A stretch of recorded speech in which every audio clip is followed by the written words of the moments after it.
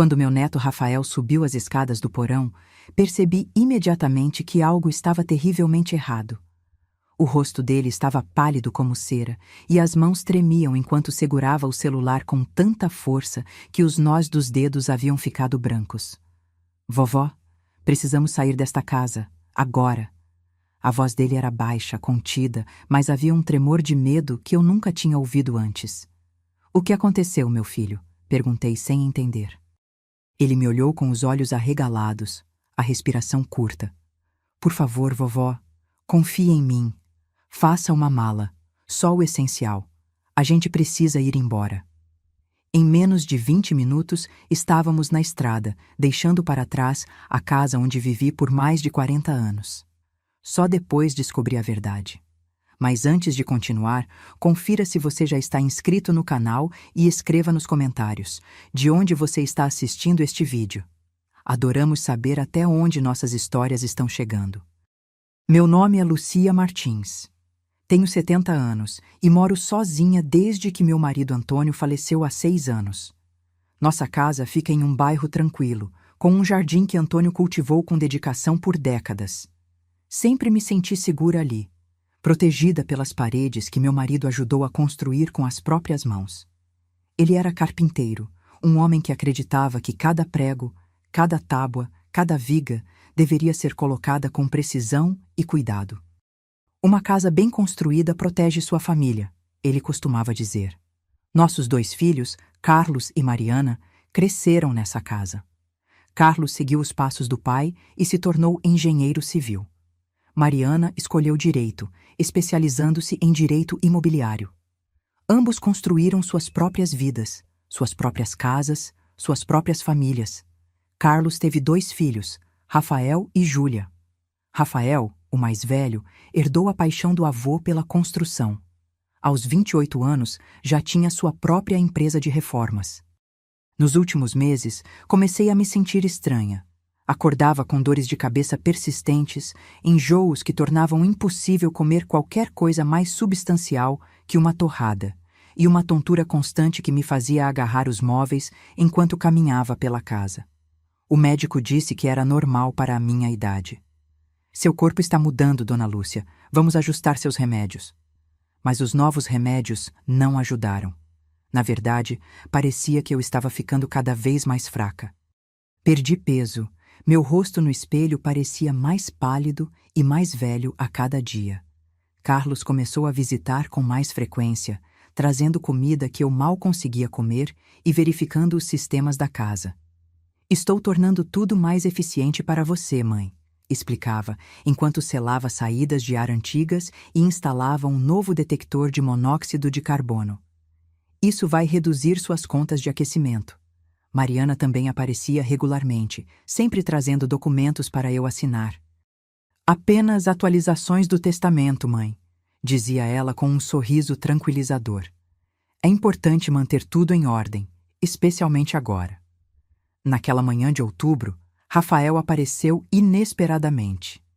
Ele vinha com menos frequência desde que discutira com o pai sobre algum assunto da empresa. Abri a porta e o vi parado ali, com sua caixa de ferramentas, a mesma que pertencera a Antônio. Oi, vovó, disse ele sorrindo, mas o sorriso sumiu rapidamente quando me olhou. Você não parece bem. É só a idade, respondi, fazendo-o entrar. O que traz você aqui? Vim verificar aquele vazamento no porão que você mencionou ao telefone, respondeu ele, colocando a caixa de ferramentas na mesa da cozinha. E achei que poderia dar uma olhada geral na casa também. Assenti, agradecida por sua ajuda. Rafael sempre foi atencioso, e desde a morte do avô, parecia sentir uma responsabilidade especial por mim. Era tão parecido com Antônio, não apenas fisicamente, com o mesmo queixo forte e os mesmos olhos castanhos observadores, mas também na maneira meticulosa como abordava seu trabalho. O café está pronto, ofereci, mas meu estômago revirou só de pensar em beber. Vovó, você está comendo direito? Perguntou ele preocupado. Quando consigo, respondi honestamente. Meu estômago anda embrulhado. Rafael franziu a testa, mas não insistiu.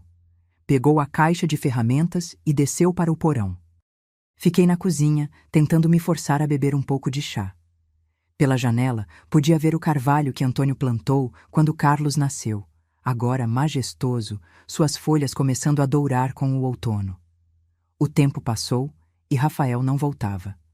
Comecei a ficar preocupada. Chamei seu nome da porta do porão, mas não houve resposta.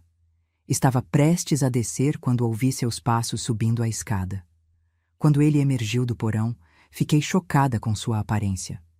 Estava coberto de poeira, com manchas de suor na testa apesar do frio de outubro. Mas foi seu rosto que me assustou, uma mistura de raiva, medo e incredulidade. "Vovó", disse ele, a voz contida e tremendo ligeiramente. "Quem esteve fazendo trabalhos na casa recentemente?" "Seu pai", respondi. "Ele tem vindo regularmente para melhorar a eficiência energética." "Por quê?" Rafael ficou imóvel por um momento. Então, lentamente, colocou o celular na mesa da cozinha e o empurrou em minha direção. "Preciso que você veja isso", disse ele. Na tela do celular, vi uma série de fotos que pareciam ter sido tiradas no porão. Tubulações, fios e uma pequena caixa metálica conectada ao que parecia ser a tubulação de gás principal da casa. "O que é isso?" perguntei, confusa com o que estava vendo. "É um sistema para liberar monóxido de carbono no seu quarto", disse Rafael, sua voz baixa mais intensa. "Está conectado ao seu aquecedor. Quando o aquecimento liga à noite, pequenas quantidades de gás são liberadas." Fiquei paralisada, incapaz de processar o que ele estava dizendo. "Isso não pode estar certo", murmurei. "Deve haver algum engano." "Não há engano, vovó." Rafael deslizou para outra foto, mostrando uma seção do que parecia ser uma parede. "Vê essas saídas de ar seladas? Estão estrategicamente fechadas para manter o gás concentrado no seu quarto. E isso..." Ele mostrou outra foto. "É o seu detector de monóxido de carbono. Foi manipulado para não funcionar." Meu coração batia tão forte que podia ouvi-lo nos meus ouvidos. "Mas quem faria isso? E por quê?" Rafael respirou fundo, como se estivesse se preparando para dizer algo terrível. "Vovó, seus sintomas, dores de cabeça, náuseas, tontura, são todos sinais de envenenamento por monóxido de carbono. Alguém está tentando te matar lentamente, fazendo parecer uma morte natural por idade." O mundo parecia estar desmoronando ao meu redor. As paredes da cozinha, tão familiares, de repente pareciam ameaçadoras. O chão sob meus pés parecia instável. "Seu pai", sussurrei. "Você está dizendo que Carlos fez isso?" "Ele é o único que esteve fazendo modificações na casa", respondeu Rafael, segurando minhas mãos. "E ele tem conhecimento técnico para isso. Vovó, precisamos sair daqui agora. Faça uma mala pequena, apenas o essencial. Não podemos contar a ninguém onde estamos indo." "Mas esta é minha casa", protestei fracamente. "Antônio construiu." "Não é mais segura", interrompeu Rafael, gentilmente, mas com firmeza. "Por favor, vovó, confie em mim." Algo na intensidade de seus olhos, tão parecidos com os de Antônio, me convenceu. Assenti lentamente e me levantei, segurando na mesa para me equilibrar. Fazer a mala foi um pesadelo nebuloso. Minhas mãos tremiam enquanto colocava algumas roupas, meus remédios e a foto de Antônio que mantinha na mesa de cabeceira em uma pequena mala. Rafael me apressava gentilmente, verificando constantemente pela janela, como se esperasse que alguém chegasse a qualquer momento. "Pronta?" perguntou ele quando voltei à sala com a mala. "Não diga a ninguém para onde estamos indo. Não atenda o telefone se seus filhos ligarem."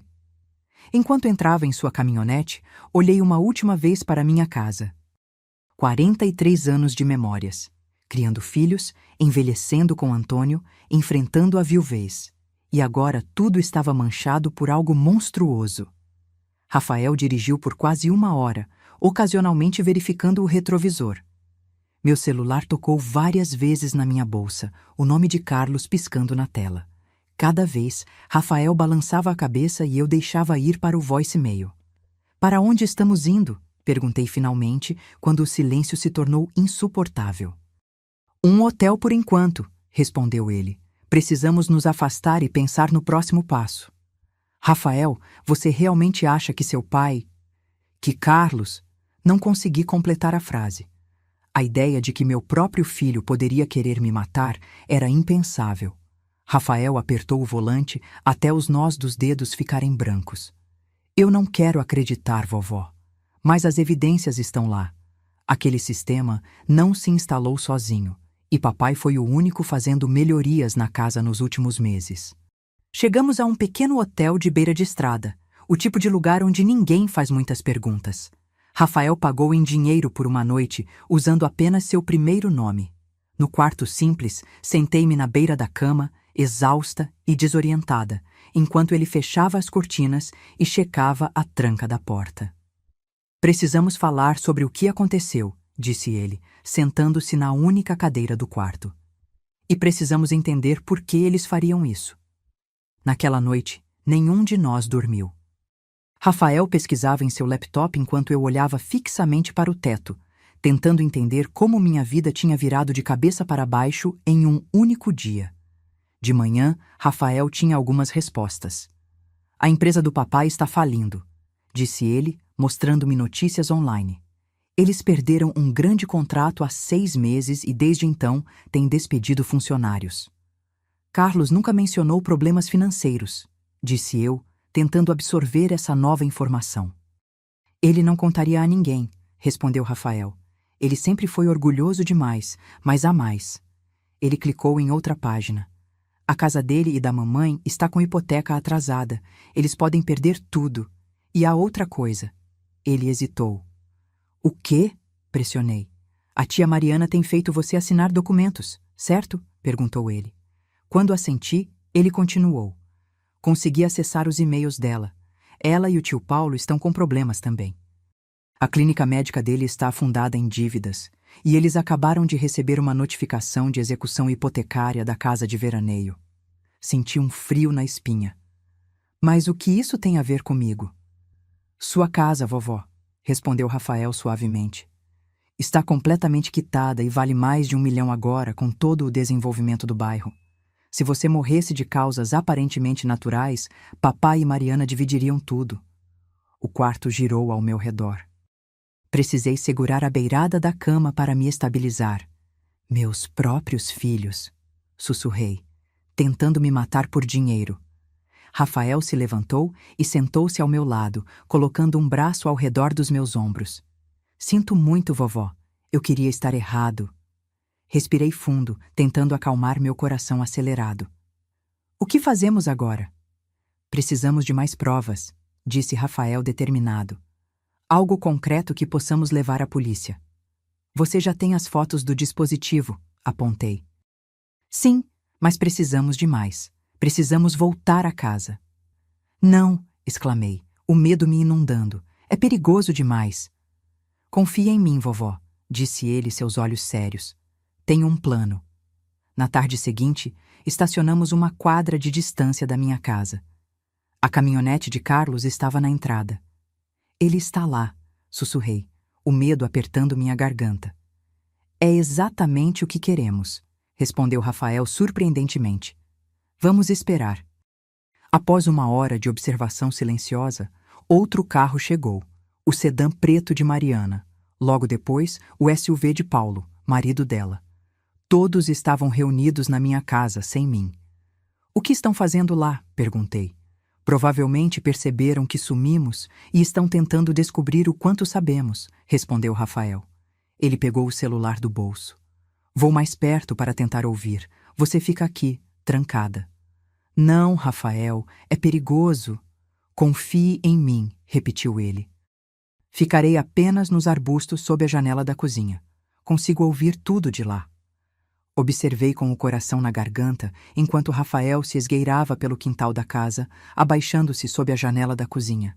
Ficou lá por quase 20 minutos antes de voltar correndo para o carro.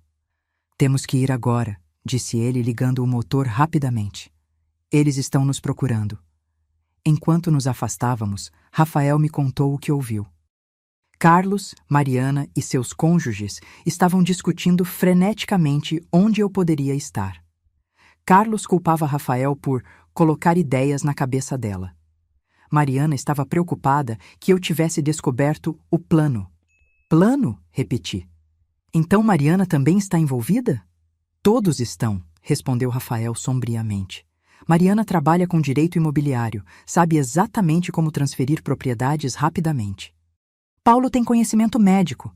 Provavelmente ajudou a calcular as dosagens de gás que te deixariam doente sem matar imediatamente. E Lúcia, a esposa do papai, estava pesquisando sobre vendas rápidas de imóveis. Fiquei em silêncio, tentando processar a profundidade da traição. Não apenas Carlos, mas Mariana também.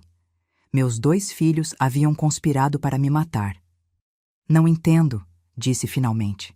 Por que não pediram ajuda? Eu teria... Orgulho, interrompeu Rafael. E vergonha.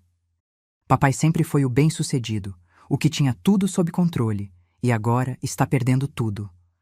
Voltamos ao hotel apenas para descobrir o carro de Carlos no estacionamento. Como nos encontraram? Sussurrei, apavorada.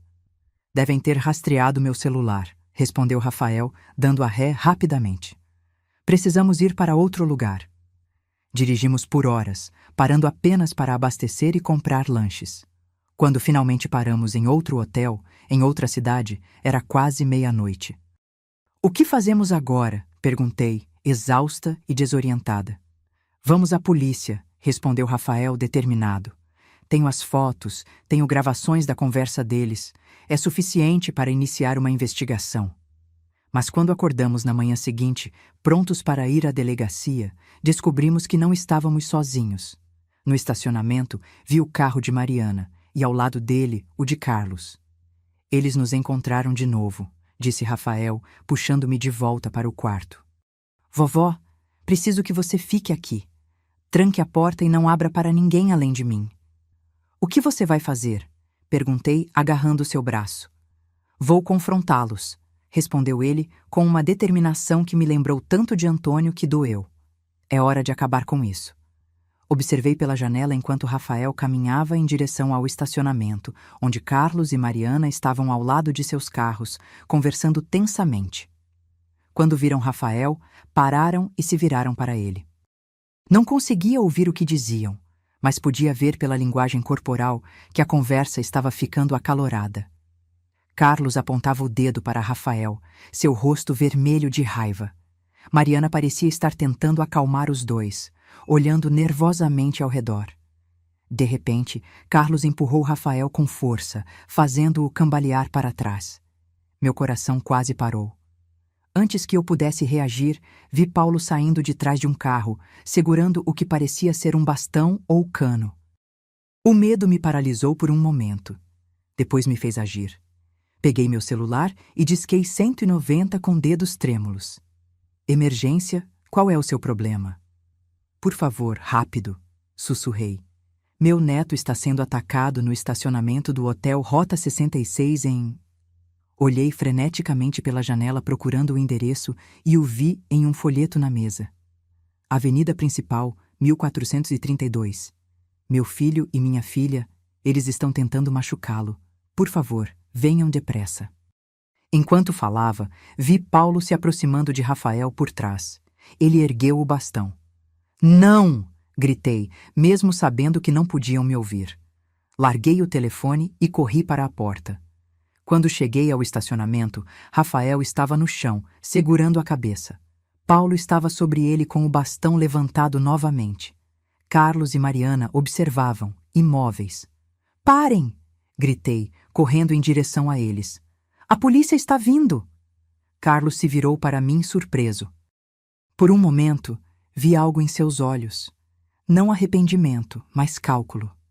Mãe, disse ele, forçando um sorriso. Finalmente, estávamos tão preocupados. Afastem-se dele, ordenei, ajoelhando-me ao lado de Rafael. Sangue escorria de um corte em sua testa. Isso é um grande mal-entendido, disse Carlos suavemente. Rafael tem enchido sua cabeça com histórias malucas. Ele precisa de ajuda psiquiátrica. Eu vi o dispositivo no porão, respondi, ajudando Rafael a se sentar. Vi o monóxido de carbono. O rosto de Carlos mudou, a máscara de preocupação desaparecendo. Você não entende o que estamos passando. Então me explique, desafiei, levantando-me para encará-lo. Explique por que meus próprios filhos tentaram me matar. Foi Mariana quem deu um passo à frente, seu rosto uma mistura de vergonha e determinação fria. Não era para você sofrer, mãe. Você apenas não acordaria um dia. Seria rápido, indolor. A frieza em sua voz me chocou mais do que suas palavras. Como se minha vida fosse apenas um obstáculo inconveniente. Para quê? Perguntei, olhando de um para o outro. Por dinheiro? Carlos perdeu tudo, disse Mariana, olhando para o irmão. A empresa está falindo, a casa está sendo executada, e Paulo... Ela olhou para o marido. Paulo precisa de uma cirurgia cara que o plano de saúde não cobre. Estamos desesperados. Vocês poderiam ter pedido ajuda, sussurrei. Eu teria feito qualquer coisa. Não seria suficiente, interrompeu Carlos. Precisamos vender sua casa. É o único jeito. O som de sirenes ao longe fez com que todos olhássemos em direção à rua. Carlos se virou para mim, seus olhos agora cheios de uma raiva fria. Você chamou a polícia? Contra sua própria família? Vocês não são mais minha família, respondi, surpreendendo a mim mesma com a firmeza na minha voz. Vocês desistiram desse direito quando decidiram que minha vida valia menos que dinheiro. Carlos deu um passo em minha direção, mas Rafael se levantou, cambaleando ligeiramente. Não se aproxime dela, avisou ele. As sirenes estavam mais altas agora.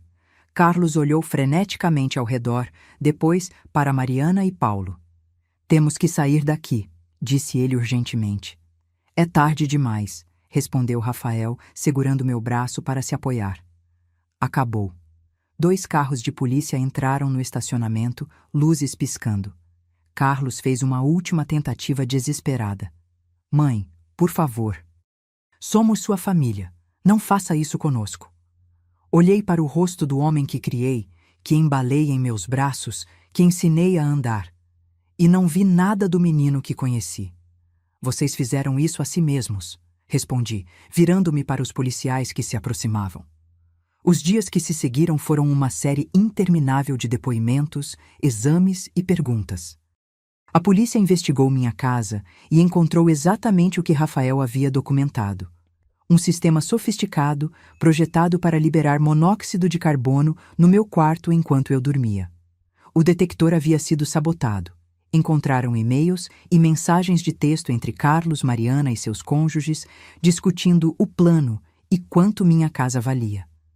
O promotor disse que era um caso sólido, tentativa de homicídio premeditado e conspiração. Carlos, Lúcia, Mariana e Paulo foram todos presos e aguardavam julgamento. Fiquei hospedada temporariamente com Rafael, incapaz de voltar para minha casa. Cada vez que fechava os olhos, via o rosto frio de Carlos, ouvia a voz calculista de Mariana. Como meus próprios filhos poderiam ter me traído tão completamente? Você vai testemunhar? Perguntou Rafael uma noite, enquanto jantávamos em seu pequeno apartamento. Olhei pela janela para a cidade desconhecida lá fora. Tenho escolha? Sempre há escolha, vovó, respondeu ele gentilmente. Você não precisa fazer isso se for doloroso demais. Pensei em Antônio, em como ele valorizava a honestidade acima de tudo. Vou testemunhar, decidi, pela verdade. O julgamento foi mais rápido do que esperava. As evidências eram esmagadoras. O juiz permitiu que eu falasse durante a sentença. Estes são meus filhos, disse eu, olhando diretamente para Carlos e Mariana. Eu os carreguei, amamentei, ensinei a andar e a falar. Sacrifiquei por eles. Amei-os incondicionalmente. E, em retorno, eles transformaram a casa que seu pai construiu em uma armadilha mortal. Transformaram seu amor em traição. Carlos olhava fixamente para a mesa. Mariana chorava silenciosamente. Mas eu não sou a única vítima aqui, continuei. Eles também traíram seu pai, que trabalhou a vida toda para dar-lhes um lar seguro. Eles traíram seus próprios filhos, ensinando-lhes que a vida humana vale menos que dinheiro. Olhei para Rafael, sentado na primeira fila. Mas nem tudo foi perdido. Meu neto, que carrega o legado de seu avô, não apenas em suas habilidades, mas em seu caráter, salvou minha vida. Ele provou que a honestidade e a integridade que Antônio valorizava sobrevivem nele. A sentença veio rapidamente. Carlos pegou 15 anos por tentativa de homicídio e conspiração. Mariana recebeu 12 anos. Paulo e Lúcia, 8 anos cada. Observei-os serem levados algemados, sentindo um vazio que nunca imaginei possível. Rafael me levou de volta ao seu apartamento. Sentei-me no sofá, exausta emocional e fisicamente. "O que você vai fazer agora, vovó?" perguntou ele, sentando-se ao meu lado. Olhei pela janela para a cidade que não era minha. "Não sei. Não posso voltar àquela casa." "Pode vir morar comigo", ofereceu ele. Sorri fracamente. "Você é jovem, Rafael. Precisa de sua própria vida, não de uma avó para cuidar. E se encontrássemos um lugar para você perto de mim? Um apartamento pequeno, fácil de manter?" A ideia tinha mérito, um novo começo, longe das memórias envenenadas da casa antiga. "Talvez", concordei. "Mas primeiro, preciso voltar uma última vez. Há coisas que quero pegar." 2 dias depois, Rafael me levou de volta à casa. Entrar foi mais difícil do que imaginei. Cada cômodo continha memórias, algumas boas, outras agora manchadas por traição. No meu quarto, parei na porta, incapaz de entrar. "Não consigo dormir aqui novamente", disse a Rafael, sabendo o que eles planejaram. "Não precisa", respondeu ele gentilmente. "Já peguei as coisas que você pediu." Na cozinha, toquei as prateleiras que Antônio havia construído. Seus dedos haviam moldado esta madeira, lixado estas bordas. Esse trabalho havia sobrevivido a ele, para ser pervertido por nossos próprios filhos. "Ele ficaria tão decepcionado", sussurrei. Rafael assentiu, entendendo imediatamente. "Vovô valorizava a família acima de tudo." "Ele teria ficado orgulhoso de você", respondi, olhando para meu neto. "Por me salvar, por fazer a coisa certa, mesmo sendo tão difícil." Olhei pela janela para o carvalho que Antônio plantou quando Carlos nasceu. Suas folhas douradas brilhavam ao sol de outono.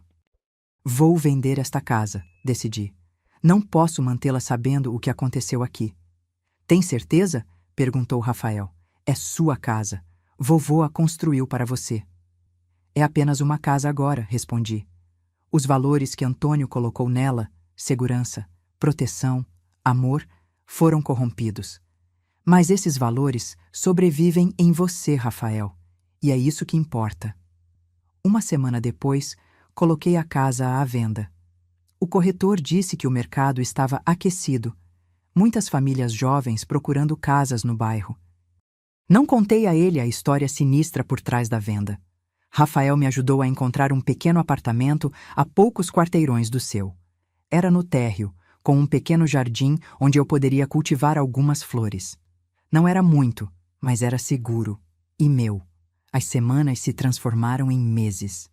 O noticiário local cobriu brevemente o caso dos filhos que tentaram matar a própria mãe por herança, mas logo outras histórias tomaram seu lugar. A casa foi vendida para uma jovem família com 2 crianças pequenas. Não contei a ele sobre o dispositivo no porão ou as noites que passei doente naquele quarto. A polícia havia removido tudo, e a casa estava segura novamente. No meu novo apartamento, criei uma rotina. Cuidava do jardim pela manhã, lia à tarde e às vezes caminhava até uma pequena cafeteria próxima. Rafael vinha jantar 2 vezes por semana, às vezes trazendo sua namorada Laura, uma arquiteta com olhos gentis e um sorriso fácil. Foi durante um desses jantares que Rafael fez o anúncio. "Vovó", disse ele, segurando a mão de Laura, "compramos um terreno. Vamos construir nossa própria casa." "Isso é maravilhoso", respondi, genuinamente feliz por eles. "E eu queria te mostrar os planos", continuou ele, desenrolando algumas plantas na mesa. "Porque incorporei alguns dos elementos que o vovô usou na casa antiga." Olhei para os desenhos, reconhecendo imediatamente certos aspectos: O layout da sala de estar, o design das prateleiras embutidas, o tipo de acabamento nos batentes das portas. Queria honrar o legado do vovô, explicou Rafael. A maneira como ele construía, com cuidado e atenção aos detalhes. Laura tem ajudado a modernizar o design, mas mantivemos os princípios que ele valorizava. Toquei o papel suavemente, traçando as linhas com os dedos. Antônio sempre dizia que uma casa bem construída protege sua família, murmurei. E é isso que estamos construindo, disse Laura, sorrindo. Um lugar seguro, como ele teria feito. Naquele momento, senti uma emoção que não experimentava há muito tempo. Esperança. Apesar de tudo o que havia acontecido, o verdadeiro legado de Antônio continuava, não nas paredes da casa antiga, mas nas mãos e no coração do neto. Os meses se passaram e minha nova vida ganhou forma. A primavera chegou, trazendo flores para meu pequeno jardim. Minha saúde melhorou. As dores de cabeça desapareceram, recuperei algum peso e podia andar sem me agarrar aos móveis para me equilibrar. Foi como acordar de um longo pesadelo. Uma manhã de abril, recebi uma carta da prisão. O nome de Carlos no remetente. Fiquei olhando para o envelope por muito tempo, incapaz de abri-lo. Finalmente, coloquei-o em uma gaveta sem ler. Na semana seguinte, veio uma carta de Mariana. Também a deixei fechada. Você não vai ler? Perguntou Rafael quando lhe contei sobre as cartas. Balancei a cabeça. Ainda não estou pronta para ouvir o que eles têm a dizer. Ele assentiu, compreensivo. Sem pressa, vovó. Você não deve nada a eles. Havia dias em que me pegava pensando em como chegamos àquele ponto. Como meus filhos, que eu havia criado para serem honestos e compassivos, poderiam ter se transformado em pessoas capazes de tal traição. Tentava lembrar sinais que poderia ter perdido, momentos de crueldade ou egoísmo quando eram jovens que poderiam ter previsto o que fariam. Mas a verdade é que não havia sinais óbvios. Carlos e Mariana foram crianças normais que se tornaram adultos ambiciosos. Talvez tenha sido isso, a crença de que o sucesso material era mais importante que a integridade. Ou talvez tenha sido simplesmente o desespero diante do fracasso financeiro. Em junho, a construção da casa de Rafael e Laura estava bem encaminhada. Eles me levavam regularmente para ver o progresso. Rafael havia assumido muito do trabalho manual, assim como Antônio teria feito.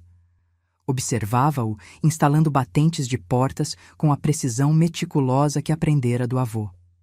Ele ficaria tão orgulhoso, disse eu, quando Rafael terminou de instalar uma série de prateleiras na sala de estar. Tento me perguntar o que ele faria em cada etapa, respondeu Rafael, passando a mão pela madeira. Como ele resolveria cada problema. Naquele dia, ao voltarmos para meu apartamento, encontrei outra carta de Carlos esperando. Desta vez, algo me impeliu a abri-la. Querida mãe, começava. Não sei se você está lendo estas cartas, mas continuo escrevendo na esperança de que um dia você leia. Passei muito tempo pensando em como chegamos a este ponto. Como seu filho, aquele que você criou com tanto amor, pôde traí-la tão completamente. Parei, respirando fundo para controlar as lágrimas que ameaçavam cair. Continuei lendo. Não tenho desculpas, apenas explicações, se você quiser ouvi-las. Quando a empresa começou a falir, tentei esconder de todos. Pensei que poderia resolver sozinho.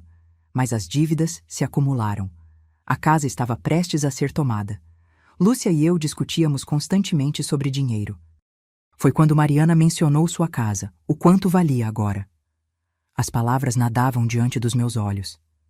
No início, falamos apenas sobre você, nos ajudar vendendo a casa e dividindo o dinheiro. Mas sabíamos que você nunca venderia. Era a casa do pai, onde viveram juntos. Então, a ideia surgiu. Se você morresse por causas naturais, a casa seria nossa. A ideia era monstruosa, mas quando você está desesperado, o monstruoso começa a parecer aceitável. Deixei a carta cair no colo, incapaz de continuar. Como alguém chega a este ponto? Como o desespero financeiro pode distorcer tanto a moralidade de uma pessoa? Peguei a carta novamente, forçando-me a terminar. Não espero seu perdão, mãe. Não o mereço. Apenas queria que você soubesse que me arrependo profundamente, não apenas por ter sido pego, mas pela pessoa em que me tornei. A pessoa que traiu tudo o que você e o pai me ensinaram. Sinto muito, seu filho, Carlos. As lágrimas que havia contido agora caíam livremente. Não eram lágrimas de reconciliação ou perdão, mas de luto, pelo filho que havia perdido, pelo relacionamento que nunca mais seria o mesmo, pela confiança que havia sido irrevogavelmente quebrada. Nos dias seguintes, abri as outras cartas. Mariana também expressava arrependimento. Falava sobre como Paulo precisava de tratamentos caros e como a ideia do plano surgiu durante uma conversa desesperada com Carlos. Suas palavras pareciam sinceras, mas haveria sempre uma dúvida. Estavam realmente arrependidos ou apenas lamentavam terem sido descobertos? Você vai responder? Perguntou Rafael quando lhe contei sobre as cartas. Ainda não sei, respondi honestamente. Parte de mim quer entender como chegaram a tal ponto. Outra parte tem medo de abrir essa porta. Qualquer que seja sua decisão, vou apoiá-la, disse ele, apertando minha mão. Uma semana depois, recebi uma ligação do advogado que havia contratado para vender a casa antiga. O comprador tinha algumas perguntas sobre a propriedade e queria me encontrar. Relutantemente concordei. A reunião foi marcada em um café neutro no centro da cidade. Rafael insistiu em me acompanhar, ainda protetor. O comprador, um homem chamado Miguel, estava lá com sua esposa Ana e 2 filhos pequenos. Senhora Martins, disse Miguel, apertando minha mão calorosamente. Obrigado por vir. Temos algumas perguntas sobre a casa.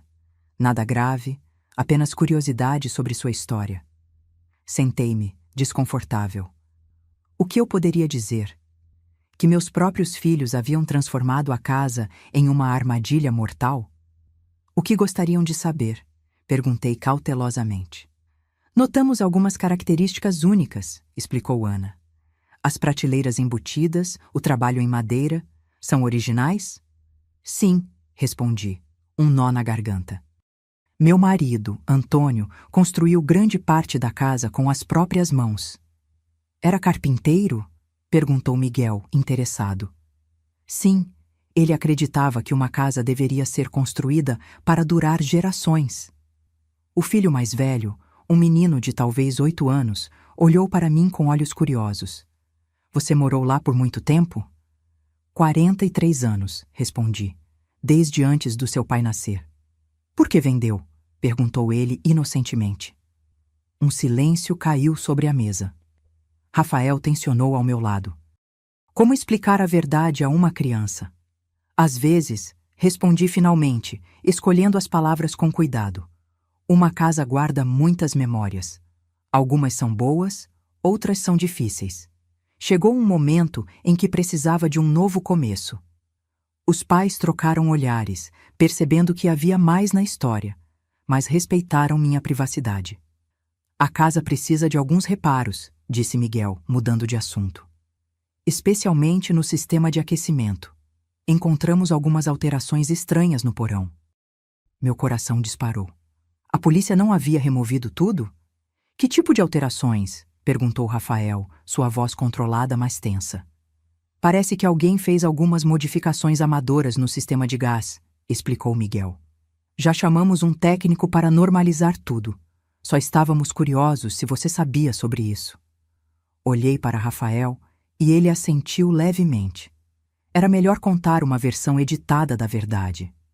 Meu filho tentou fazer algumas melhorias na casa, disse eu. Mas ele não era qualificado. Por favor, certifique-se de que um profissional inspecione tudo cuidadosamente. Miguel assentiu. Já estamos fazendo isso. Segurança em primeiro lugar, especialmente com crianças. Ao sairmos do café, senti um peso sendo levantado dos meus ombros. Aquela família transformaria a casa em algo novo, apagando as sombras deixadas pela traição dos meus filhos. Você fez a coisa certa, disse Rafael enquanto caminhávamos. Eles precisavam saber para se protegerem. Espero que sejam felizes lá, respondi. Que criem memórias melhores do que as últimas que tive. No outono, a casa de Rafael e Laura estava quase pronta. O design combinava elementos tradicionais que Antônio teria usado com toques modernos, sugeridos por Laura. Era uma casa que olhava para o futuro enquanto honrava o passado. Gostaríamos que você viesse morar conosco quando estiver pronta, disse Rafael um dia, surpreendendo-me. O quê? Perguntei confusa. Projetamos um pequeno apartamento anexo, explicou Laura, com entrada privativa e tudo o que você precisa para ser independente, mas conectado à casa principal. Você não precisa fazer isso, protestei. Vocês são jovens, vão querer sua privacidade, talvez formar uma família. É por isso mesmo que queremos você por perto, interrompeu Laura gentilmente. Família é importante para nós. A verdadeira família. As palavras me atingiram profundamente. Família. Uma palavra que havia perdido seu significado quando meus próprios filhos tentaram me matar, agora sendo reconstruída por um neto e sua companheira. Pense nisso, disse Rafael. Não precisa decidir agora. Naquela noite, sentada sozinha em meu pequeno apartamento, peguei o álbum de fotos antigo que havia trazido da casa. Havia fotos de Carlos e Mariana quando crianças, seus sorrisos inocentes, suas mãos pequenas segurando as minhas. Havia fotos de Antônio construindo a casa, seu rosto concentrado enquanto media e cortava madeira. E havia fotos de Rafael crescendo. Primeiro um bebê nos braços de Carlos, depois uma criança curiosa seguindo Antônio pela casa, aprendendo a usar ferramentas, absorvendo valores que seus próprios pais haviam rejeitado. Em novembro, fiz minha primeira visita à prisão. Carlos parecia mais velho, mais magro, com olheiras profundas e um olhar assombrado. "Mãe", disse ele, sua voz embargada. "Você veio." "Vim", respondi simplesmente. Ficamos em silêncio por um momento, o peso de tudo que havia acontecido pairando entre nós. "Li suas cartas", disse finalmente. "Todas?" "Todas." Carlos baixou os olhos. "Sinto muito, mãe, mais do que consigo expressar." "Por quê?" perguntei, a pergunta que havia me atormentado por meses. "Por que não vieram até mim? Por que não pediram ajuda?" "Vergonha", respondeu ele. "Orgulho. Não queria admitir que havia falhado. Que tudo o que construí estava desmoronando. Então decidiu me matar", disse eu, as palavras duras, mas necessárias. Carlos estremeceu como se tivesse sido esbofeteado. "Não foi uma decisão tomada de uma vez. Foi gradual.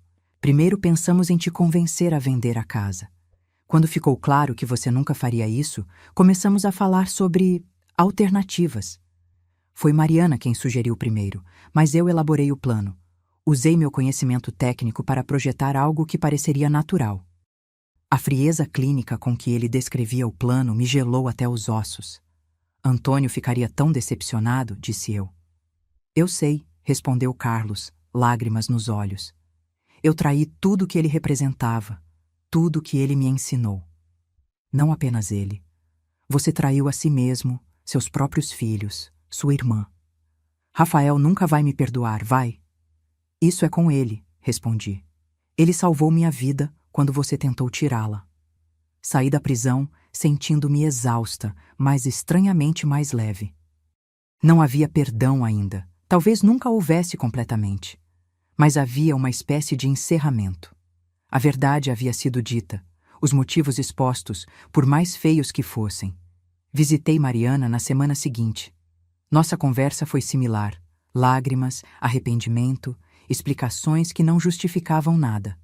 Quando saí, prometi voltar eventualmente, mas não logo. Precisava de tempo. Em dezembro, a casa de Rafael e Laura ficou pronta. Eles fizeram uma pequena festa de inauguração, apenas alguns amigos próximos e eu. O pequeno apartamento anexo estava pronto também, esperando minha decisão. Caminhei pelos cômodos, tocando as paredes, as prateleiras, os batentes das portas. Cada detalhe mostrava o mesmo cuidado que Antônio teria dedicado. Em um canto da sala de estar, vi algo que me fez parar. Uma pequena mesa que reconheci imediatamente. "É a mesa de cabeceira do vovô", explicou Rafael, notando meu olhar. a que ele fez para o quarto de vocês. Consegui restaurá-la. Toquei a madeira polida, lembrando-me de Antônio trabalhando nela em sua oficina, lixando cada superfície até ficar perfeitamente lisa. Coloquei aqui para você decidir se quer no seu quarto, caso decida ficar conosco, continuou Rafael. Olhei ao meu redor, para a casa construída com tanto amor e cuidado, para o neto que havia herdado não apenas as habilidades do avô, mas sua integridade e compaixão. Para Laura, que havia aceitado um projeto de vida que incluía uma senhora idosa com uma história complicada. Vou ficar, decidi, se o convite ainda está de pé. Rafael sorriu, o mesmo sorriso que Antônio tinha quando terminava um projeto particularmente satisfatório. Sempre esteve. Mudei-me uma semana antes do Natal. O apartamento anexo era perfeito. Pequeno, mas confortável, com janelas grandes que deixavam entrar muita luz e uma porta que conectava à casa principal quando eu quisesse companhia. Rafael havia construído prateleiras para meus livros, um espaço para minhas plantas e um pequeno banco no jardim onde eu poderia sentar e observar as estações mudarem.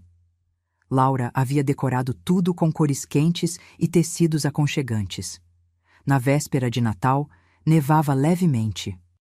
Sentamos os três à mesa, a lareira crepitando na sala de estar.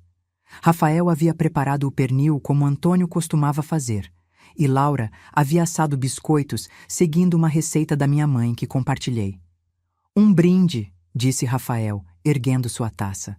A novos começos. E a legados que perduram, acrescentei, pensando em Antônio. Depois do jantar, enquanto Laura lavava a louça, Rafael me entregou um presente pequeno embrulhado em papel simples. O que é isso? Perguntei surpresa. Algo que encontrei na casa antiga, respondeu ele, entre as paredes durante a demolição do porão. Abri cuidadosamente.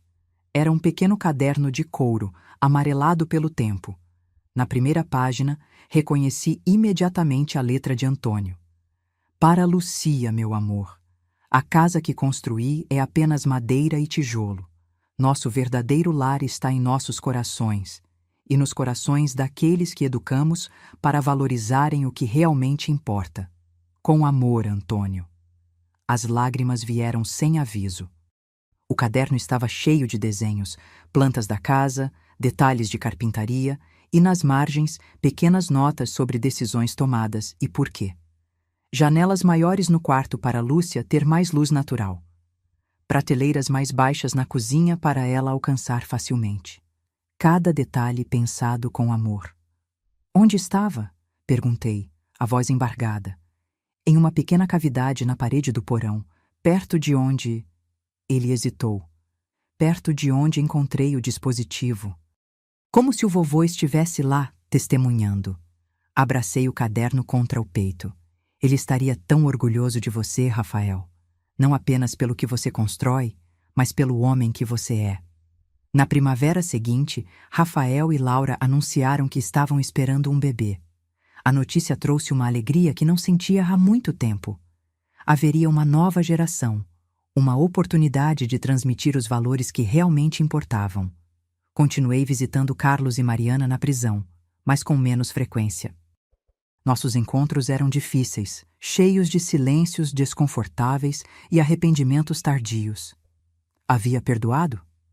Não completamente, mas estava aprendendo a separar o amor que ainda sentia pelos meus filhos do horror pelo que haviam feito. Em uma tarde de junho, sentei-me no banco do jardim, observando Rafael trabalhar na construção de um balanço para seu futuro filho. Seus movimentos eram precisos, cada medida verificada 2 vezes antes de cortar a madeira. Vai ser forte o suficiente para durar gerações, disse ele, quando percebeu que eu observava. Como tudo que você constrói, respondi.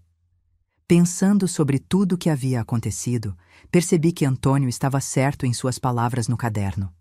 Nossa casa verdadeira não era de madeira e tijolo, mas existia nos valores que sobreviviam nas mãos habilidosas de Rafael, em seu senso de integridade, em sua capacidade de construir em vez de destruir.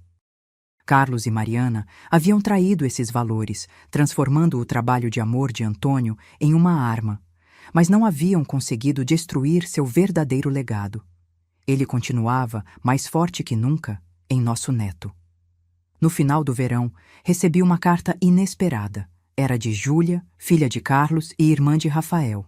Ela havia se afastado após descobrir o que o pai havia feito, mudando-se para outra cidade e cortando contato com a família. Agora escrevia, pedindo para me visitar. Claro que você deve vê-la, disse Rafael quando mostrei a carta. Havia tensão em sua voz. Ele e a irmã haviam se distanciado muito antes disso tudo acontecer. Júlia chegou num domingo ensolarado. Estava mais magra do que me lembrava, com olhos cautelosos e um sorriso hesitante. Vovó, disse ela, abraçando-me tentativamente. Senti sua falta. Eu também senti a sua, respondi. Ela olhou em volta, admirando a casa de Rafael. É linda. Parece algo que o vovô Antônio teria construído. Essa era a intenção, respondeu Rafael, aparecendo na porta. Houve um momento de tensão, então ele atravessou a sala e abraçou a irmã. Durante o almoço, Júlia nos contou sobre sua vida. Um novo emprego, um novo começo em outra cidade. Falou sobre visitar o pai na prisão, sobre a vergonha que sentia pelo que ele havia feito. Como você soube onde me encontrar? Perguntei. Papai me contou que você estava morando com Rafael, respondeu ela. Disse que deveria procurar vocês, que a família verdadeira não deveria ser destruída pelos erros dele. As palavras me surpreenderam. Talvez houvesse alguma redenção para Carlos, algum aprendizado tardio sobre o que realmente importava. Naquela noite, depois que Júlia foi embora, prometendo voltar, sentei-me com Rafael e Laura na varanda, observando o pôr do sol. A mão de Laura descansava protetoramente sobre sua barriga já visível. Você acha que a família pode se curar depois de algo assim? Perguntou Rafael, sua voz baixa e pensativa. Não sei, respondi honestamente. Algumas feridas são profundas demais para cicatrizar completamente. Mas talvez possamos construir algo novo a partir das ruínas. Algo diferente, mas ainda valioso. Como esta casa, sugeriu Laura. Exatamente, concordei. A casa antiga foi corrompida, mas os valores que a sustentavam, cuidado, atenção aos detalhes, proteção da família, sobreviveram. Foram passados para você, Rafael, e agora serão passados para seu filho. Observando as estrelas começarem a aparecer no céu escurecido, pensei em Antônio e no legado que ele deixou. Não era a casa que ele construiu com tanto amor, agora habitada por estranhos.